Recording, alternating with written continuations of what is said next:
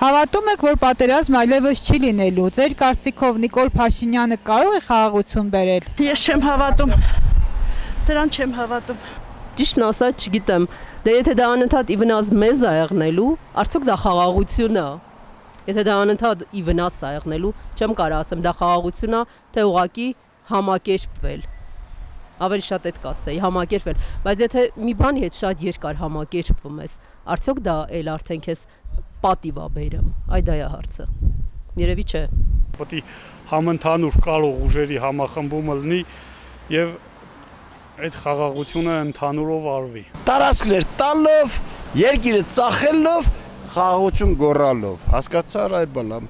Բայց շատ խիստ կասկածում եմ, որ դա խաղաղության պայմանագիր է, ես չեմ վստահում մեր հակառակորդին։ Ոչ մեկին չեմ հավատում դրանցից, ոչ մեկին ընդհանրապես, ոչ մեկին իմ ազգը հավատը կորցրել է, շատ վատ բան է դա։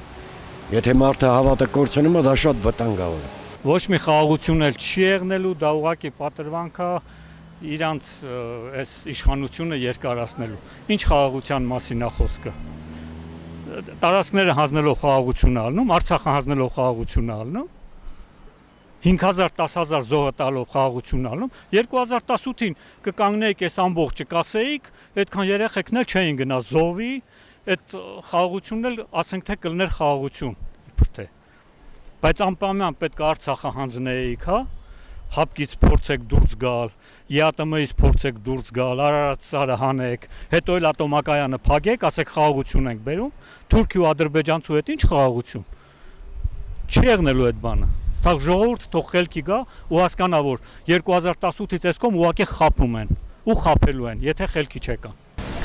Մեր երկրին ոչ մեկ խաղաղություն չի կարա բերի։ Դարեր շարունակ մենք պայքարել ենք ամեն ինչի համար։ Մեր գոյության համար, մեր երկրի համար, մեր հողերի համար, մեր երեխաների, մեր ազգի մենք միշտ պայքարի մեջ ենք, պատերազմի մեջ եւ առանց պատերազմ ոչ մի բան չի լինում։ Չէ, Նիկոլը չի կարա, բայց խաղաղություն կլինի։ Նիկոլից չի կախված։ Նիկոլը շատ փոքր մարդ է, որ խաղաղություն բերի Հայաստանին։ Մեծ քաղաքական գործիչներ կար, որ մենք մեզանից չի կախված, ոչ է Նիկոլից։